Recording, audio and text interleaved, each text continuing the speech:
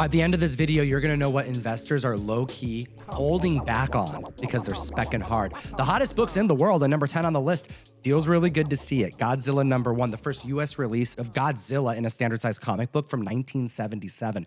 $400 for a recent 9.8 seems really good to me. This feels like a $500 book, doesn't it? That to me, long-term just seems like an absolute steal. Godzilla has been super relevant over the last decade. I mean, we have movies coming out almost every year, animations, and if you're looking for some fun reads, Godzilla, which is being put out by IDW right now, is about to start like a Energon-esque universe within the pages of their comic books, a whole world.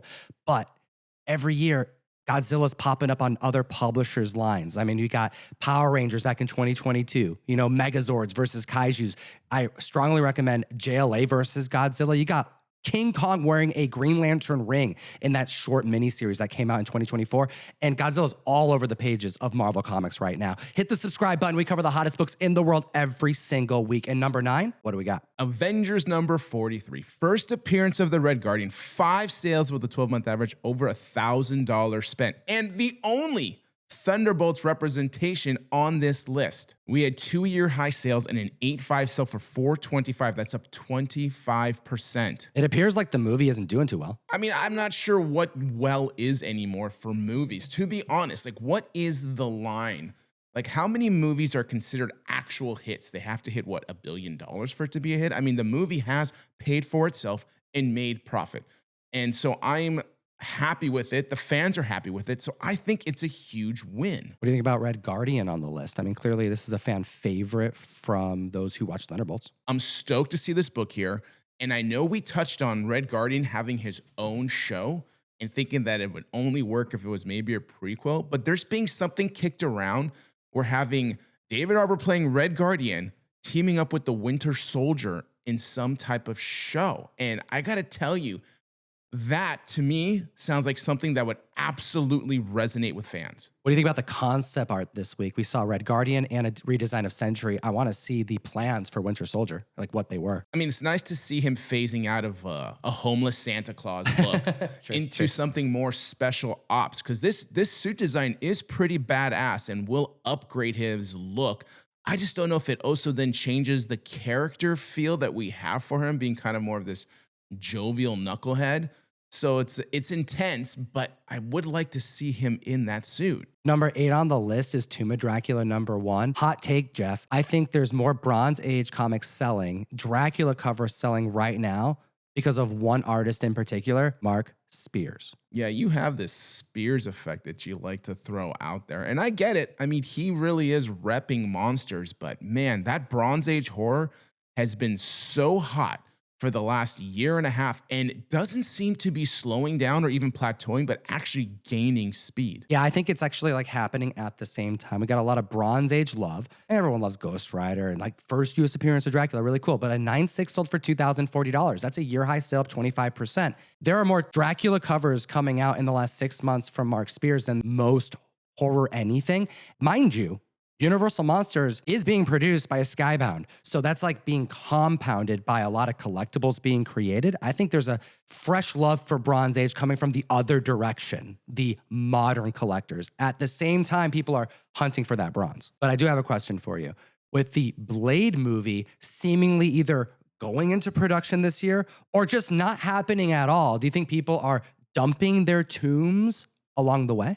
I think the only dumping the tombs are taking in price-wise is because of the amount of 9.8s we have seen hit this census. That's a good point. We went from a short 4 years ago where there was 12 9.8s, and we're at over 90 now. Where did these come from? Hot freaking damn. Let's look at the list at number 7 with Fantastic Four 49. First full appearance of Galactus, trading at over $6,000 across 5 sales. Beating that 12-month average, 8.0 selling for $2,300, up 8%. It makes sense, Jeff. We're going to be getting Galactus. This is the first full Galactus. But what we didn't know, but we kind of knew, but we were confirmed this week, is that we are going to get another villain. So get your spec ready. If FF49 was too expensive for you, we got another villain for you to spec on. The earliest of all of FF's villains, and maybe the mightiest. But I did lie, because the villain we're talking about is Mo Man, and he first appeared in Fantastic Four issue #1, the most expensive comic of the entire not just Kirby run, but all of the Fantastic Four. Listen to what was said by Joseph Quinn. This is going to be the actor portraying Johnny Storm. He says, there's also a Mole Man in the movie who is wonderful in it. So we got a confirmation of the villain Mole Man, which I kind of think we all expected to see. But then he's calling him wonderful. What do you think? It's a weird way to describe the villain. The word wonderful as an adjective for this is very, very interesting. I think it's going to be this character where he's going to be kind of goofy. I mean, first off, it's a Mole Man, so it's hard to really make it this intense character. Like we had the Underminer in The Incredibles, which was very similar kind of concept, and they made him very destructive. This character, I think, is going to be more goofy because I think in this universe, they're going to have FF as be these mighty heroes who kind of take out villains more easily than not, and that's why they're just so loved. And I think the true first real challenge they're going to get is going to be with Galactus and Silver Surfer. So I think it's going to be very interesting, the buildup of something minor like Mole Man, which I'm really glad to see, to something so grandiose as Galactus. Which brings us to number 6 on the list with Amazing Spider-Man Annual #1. We got the first appearance of the Sinister Six. We have a 7.5 up 20% going for $26.55. Odds of seeing many of these characters all on the screen from this original team, it's very unlikely. However, there are some characters that are seemingly confirmed. Let's not forget about the news that we're going to be seeing Boomerang from Tales to Astonish 81, that we're going to see Scorpion, ASM #20. Keep an eye out on issue 19 for Mac Gargan. And then we also have Tombstone's first appearance in Web of Spider-Man 36, which is also spiking. All 3 characters that have been solicited during the retail event that took place this year. But we got more news this week of another character to spec on. We found out this week that the Tarantula is supposed to be another villain that's going to be in this movie, taking us to South America. I mean, that's where he's descendant from. ASM 134 is his first appearance. Keep an eye out on Spectacular Spider-Man #1. Great cover, single-digit volume. Is it 3 of Spider-Man? I digress. We know that they were filming in Morocco, Africa. Found that out over like the last 10 days. Maybe they're using shots from that filming to bring us to South America. But we have a growing team that's now exceeded 4 villains. And if you add Mr. Negative, we're already at number 5. Look, that team doesn't sound too sinister to me, maybe more like malicious, I don't know. But number 5 on the list, Silver Surfer #1. 6 sales above the 12-month average, over $7,000. Hell, almost $8,000 spent this week alone on this book. We have the first appearance of Shia LaBeouf. We know why this book is going up. It's because of the Silver Surfer and maybe a smidge because of Shia LaBeouf. Maybe because of popcorn. Did I ever tell you how much I love popcorn? I love popcorn. Are you going to like eating popcorn out of Galactus's freaking head? I will eat it out of the top of his dome, the side of his cheek, through his nose. I don't care. You give me popcorn in any type of bucket, I will eat it. Like Tom Cruise. Also, the concession vessel.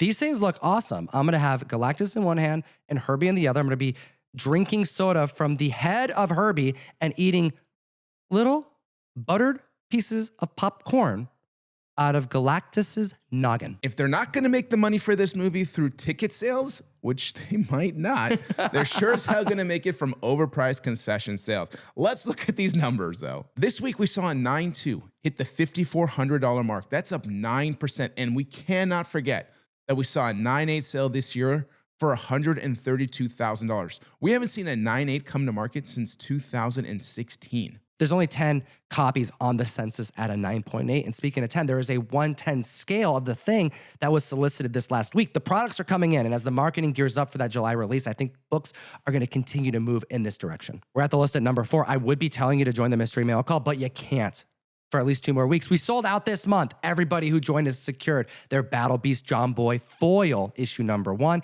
And big shout out to everybody who joined me over in Dallas. We had a blast of a time.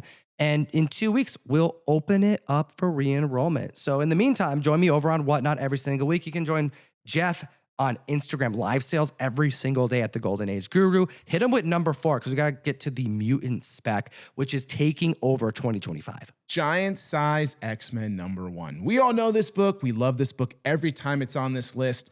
The thing is, we're just not getting a lot of X-Men love out there in the fact that people aren't keeping their books available. It feels like people are holding books back because they know there is going to be a spike on X-Men eventually. And when I say eventually, I'm thinking we're going to get here by the end of the year, if not beginning of next year. just enough information to get us all really excited. The few copies that are coming up, however, they sell quick. This week, $13,000 above the recent 12-month average, over 6 different sales, and 8.5 sold for $38.50. That's up 17%.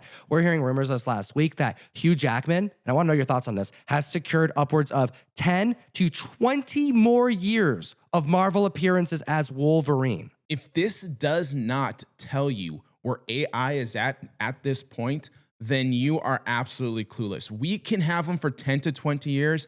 I say keep them for 10 to 20 years. If you can get them for 10 to 20, that means we can have them for 50 to 100. It sounds like a don't fix what isn't broken situation. We're hearing rumors about Daphne Keane getting the same kind of offers that Hugh Jackman's getting. X-23 reprising the role. Could be 15, 25 more years of this character. And she was really like set up for that after Deadpool Wolverine. We are also hearing that Robert Downey Jr., Victor Von Doom is going to utilize Sentinels to go up against so many various X-Men characters as soon as Avengers Doomsday.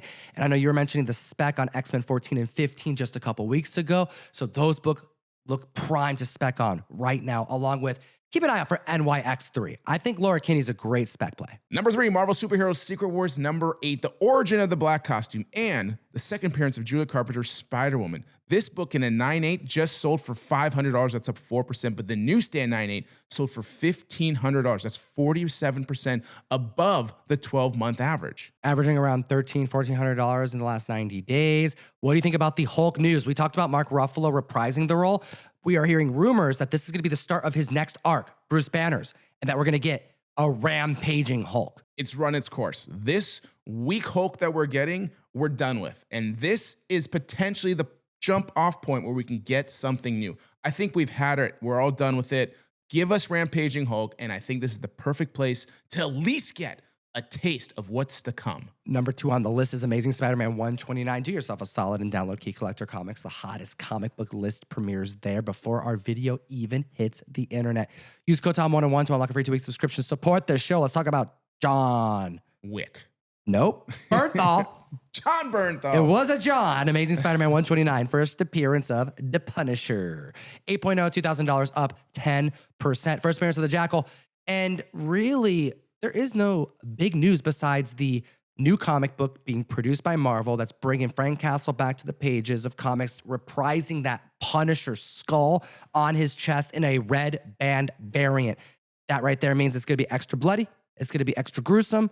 And Marvel's pulling out all the stops to kind of keep that relevance going for Frank Castle during the interim while we are waiting for the filming to complete on Daredevil Born Again Season 2 and the Punisher special that's going to apparently come out simultaneously or immediately after next year. I can see this being possibly one of the most violent pieces of content that Disney has put up to do with the MCU, this John Bernthal special. I think this is one of the most promising Bronze Age books right now. I mean, this has been on the Hot 10 16 different times that really started during the ramp up of Daredevil Born Again Season 1 and hasn't cooled off. Like, yeah, we did see Red Guardian make one of the low spots on the list, but Punisher leading at number 2 this far away shows that people are looking at these prices and they're feeling very comfortable and they feel very confident. This next book probably has the brightest future of this entire list of books for the next 2 to 3 years. Hit that like, hit that subscribe, because we're here at number 1 with X-Men number freaking 1. 1963, Jack Kirby, the first time it's landed on the Hot 10 in 2025. First appearance of the Mutants. 6 sales over $56,000 in 7 days. This is an expensive book, but take a look at this coverage. A 6.0 sold for $17,500. That's up 3%. Last year, 2024, there were 5 sales of this book. We are now in June, halfway through the year. This is the first 6.0 to sell, meaning it's the first one to hit a number that someone was comfortable paying, because most people are pricing them higher because they're expecting more and they'd rather save it for that eventuality. There's too much potential money for a lot of people that they're going to leave on the table by underpricing this book, and they seem comfortable enough to just sit and wait for it. I think we're going to see a flood of X-Men ones at some point, but right now, if you want one, I think the pool of them is a lot shallower than it will be in the future. What do you think about the Bryan Cranston rumors that he may portray Magneto? I see some people saying that he should play Professor X. I'm not seeing any leaks about that, but there is a large quantity of individuals that are fighting for him to take on the role of Mr. Sinister. So another shout out to X-Men 221, which is going for like $200 and a 9.8. You do not like that actor mashup? Absolutely do not put him as Mr. Sinister. Professor X is already a stretch. Can I tell you who could be the perfect casting for Professor X? Somebody could also play a character called Mr. Wonderful. Kevin O'Leary would be the perfect looking Professor X. What do you guys think about that in the comments section below? Blasphemy, but I gotta know your thoughts. And of course, as always, Geek responsibly. enough said. That's the end of the video. We got a giveaway that we're doing this week. Dallas Fan Expo books. Just join the SMS group. ComicTom.com is our text message group. I source the winners from there. And once you're in there forever. And you keep up with all the drops. Have a great week.